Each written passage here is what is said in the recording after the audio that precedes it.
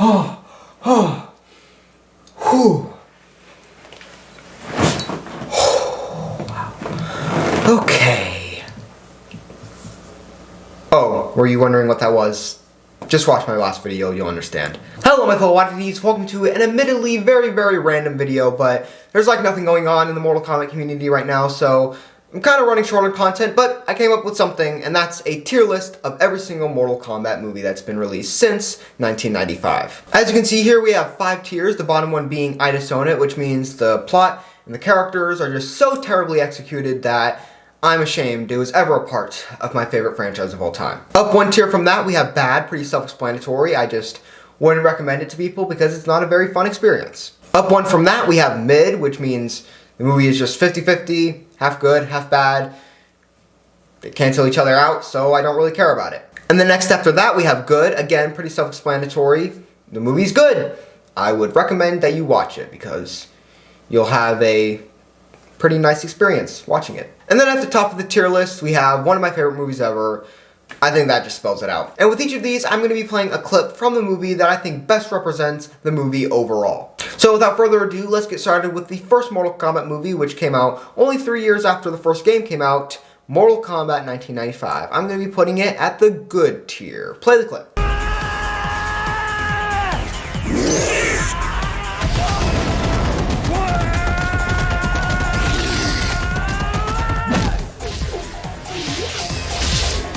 Now why did I choose this moment from the Liu Kang vs. Reptile fight to represent this movie, Mortal Kombat 1995? Well, I think it just best shows how this movie is very accurate to the games. The bicycle kick move is plucked right out of the game, put right into the movie.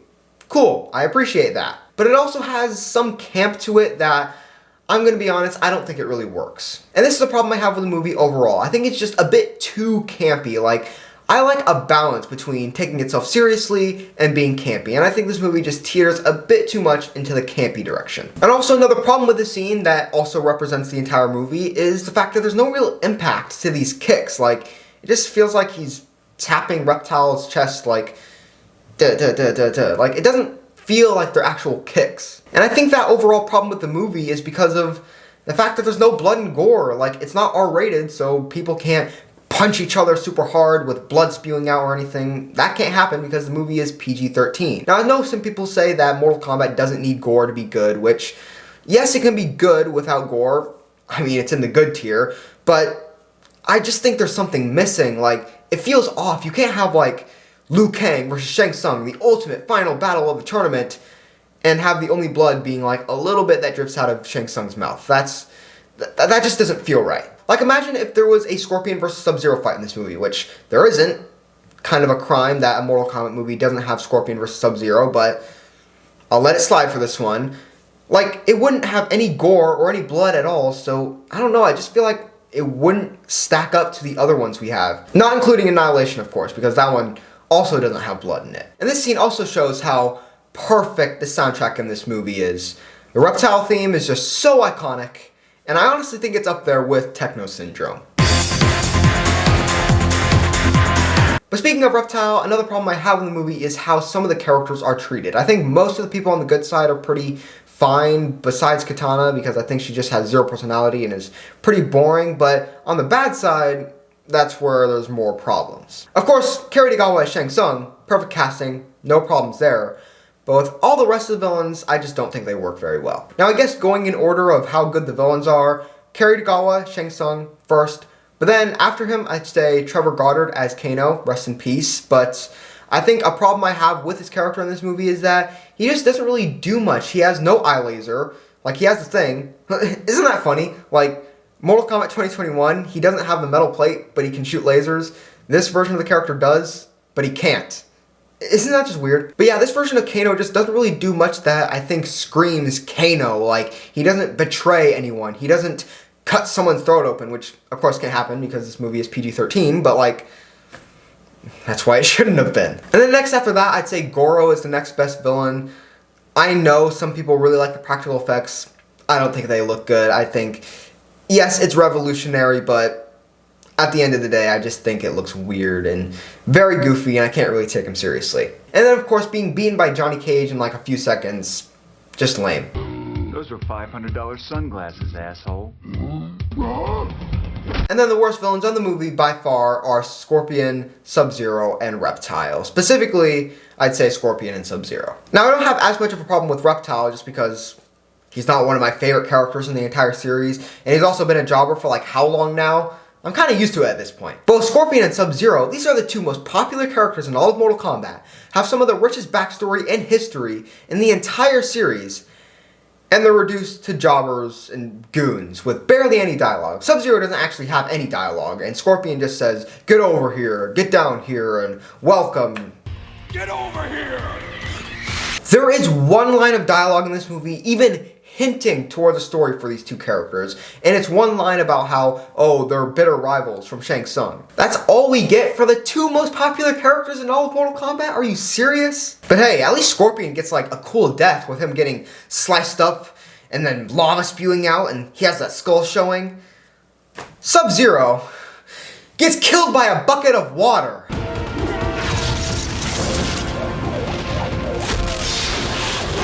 Bi-Han, my favorite character in all of Mortal Kombat, is killed by a bucket of water. Just atrocious. Bi-Han deserves better. Hopefully, in the next Mortal Kombat movie, he's treated better. But overall, I think this is a solid Mortal Kombat movie, and if you want to introduce someone to the series and like a traditional tournament story like Mortal Kombat 1, this is probably the best movie to start off someone's Mortal Kombat fan journey with. And the next movie is not actually Mortal Kombat Annihilation, because like a few months after Mortal Kombat 1995 came out, we got Mortal Kombat The Journey Begins, which I think deserves its very own tier on the tier list. Just play the clip.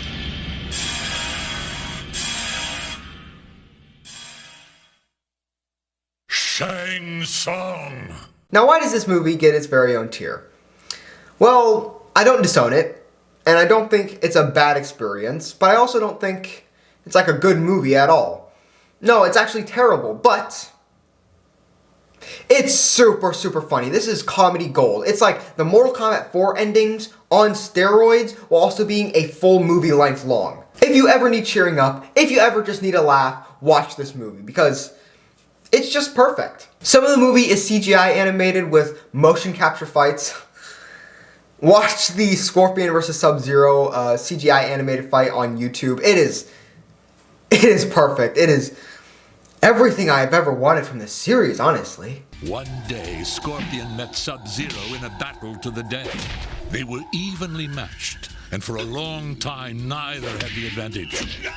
Why would I ever want more than Mortal Kombat The Journey Begins? There's also the 2D animated segments that have like reuse animations, just terrible animation in general, and also some very corny dialogue. This is just the best thing, just ever. If you can, after watching this video, go watch this movie. I'm pretty sure the full thing is on YouTube for free, so you shouldn't have to pay for it or anything.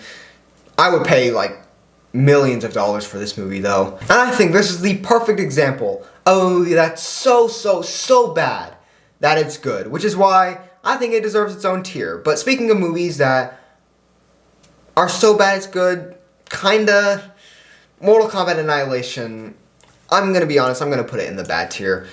I don't think I get as much enjoyment in this movie as some other people do. I'm gonna be honest, I just think this movie is really miserable to watch. Mother, you're alive. Too bad you will die. Now you might be thinking, oh, I'm gonna go in on Sindel and how the acting is so bad, but I'm actually gonna go to the opposite side of this interaction with Katana. I think that's the problem with the acting in this movie. It's just not bad enough to be good, but with the plot of this movie being how it is, and the combination with this type of acting, it's just not entertaining. And I think that's what separates most of the actors in this movie from the very few who are like trying to make it entertaining, trying to make it funny, being super campy and goofy. But when you go to the other side with most of the actors in this movie, most of them are just boring, I guess. But I don't even know what else to say about this movie. I don't disown it because I think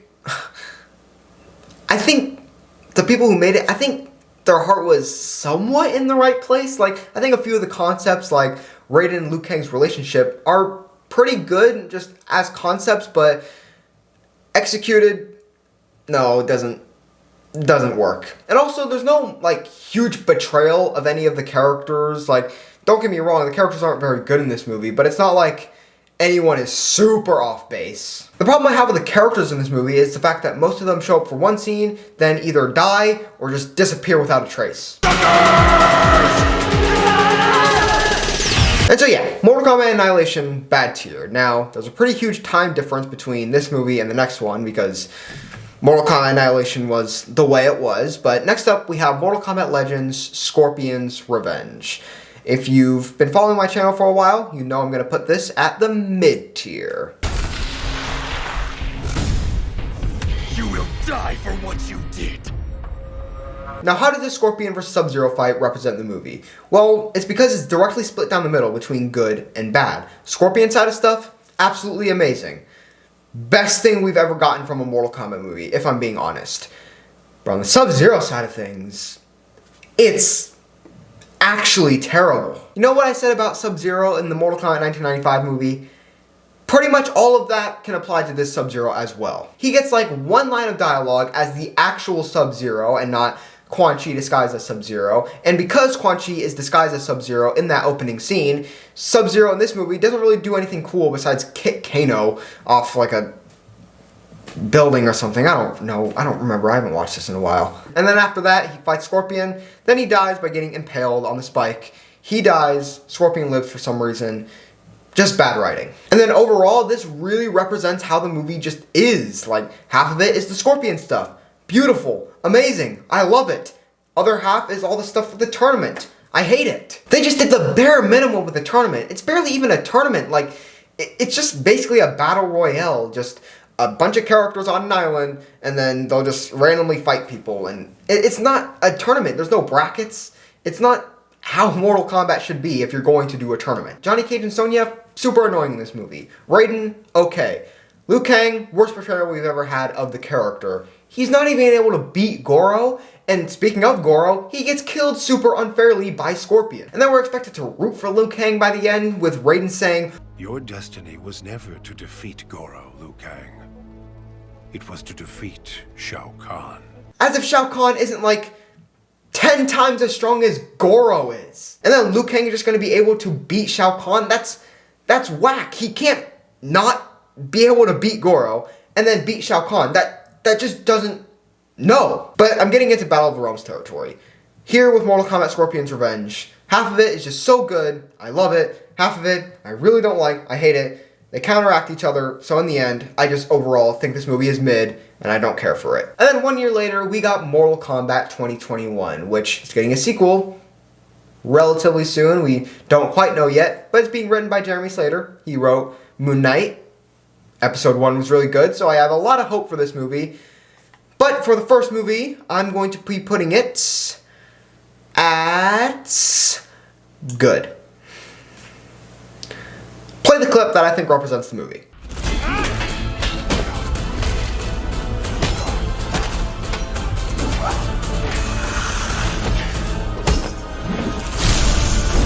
Now in this scene, you have Sub-Zero versus Scorpion in a modern R-rated Mortal Kombat movie with Techno Syndrome playing in the background. That's perfect! It's amazing! It's going to be the most legendary thing of all time that I've ever seen in my entire life, but there's just something off about the scene. Can you tell what it is?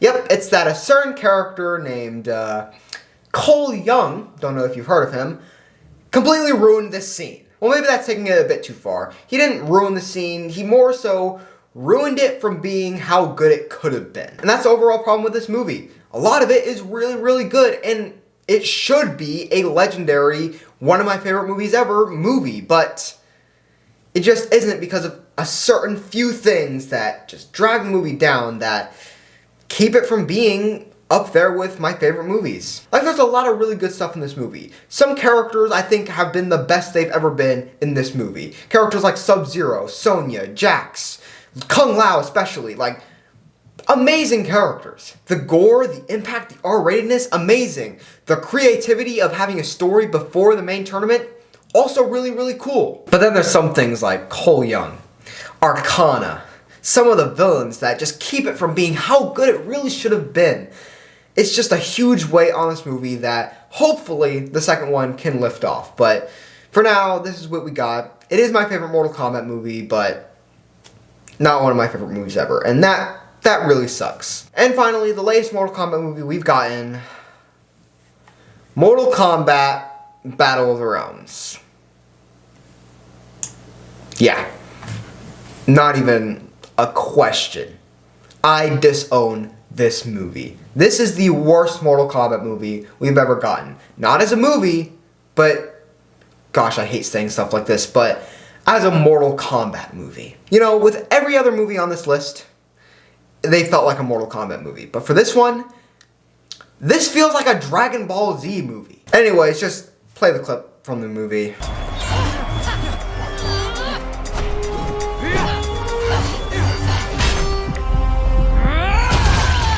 It's kind of funny how the first clip I showed had Liu Kang fighting against someone who wears green, and now the latest clip I've showed has Liu Kang also fighting against someone who wears green. But anyways, this fight is absolutely atrocious. It's rushed.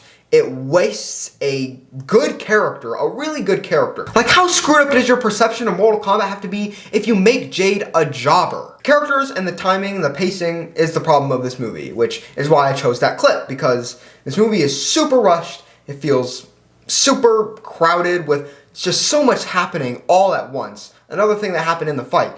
Like, there's just so much happening, your eyes can't even process it. And then the characters in this movie, absolutely atrocious. Whether it be Shinnok, the god of death, the main villain of Mortal Kombat 4 and Mortal Kombat X, he's a nothing character in this movie. Johnny Cage being as annoying as ever, Liu Kang being as boring as ever, Raiden literally being the Raiden from Mortal Kombat Annihilation. Shao Kahn also pretty much being the Shao Kahn from Mortal Kombat Annihilation. Katana having a rushed arc where she kind of becomes Katana Khan, but also kind of not. It's weird. And then, of course, there's all the jobbers. Reiko, Li Mei, Kintaro.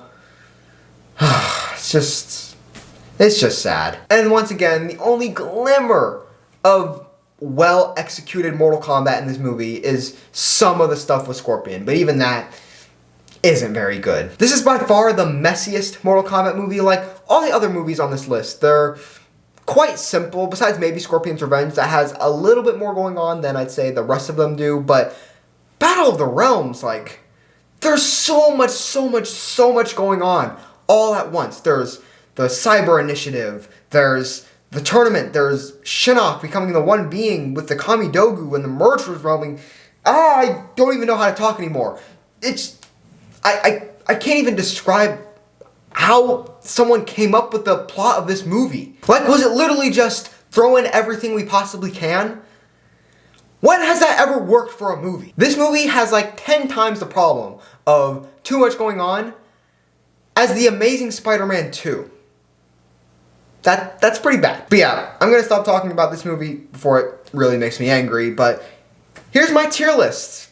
It's kind of sad that for my favorite franchise ever, it hasn't ever had a movie that's one of my favorites. That kind of sucks, but we're getting Mortal Kombat 2 soon, and I am confident that that will be in the one of my favorite movies ever section. In fact, one second, let me do a little something. There you go. Yep, that's how confident I am in Mortal Kombat 2. It is going to be one of my favorite movies ever. And if it's not, well, it will be, so I don't have to worry about that. The next video I'll be working on is where to take Mortal Kombat 12's customization. So definitely make sure you're subscribed and have the bell set to all notifications so you get notified every single time I upload a new video. And if you enjoyed the video, make sure to give it a like. And with that being said, that's it for this video, my fellow oddities. I'll see you next time.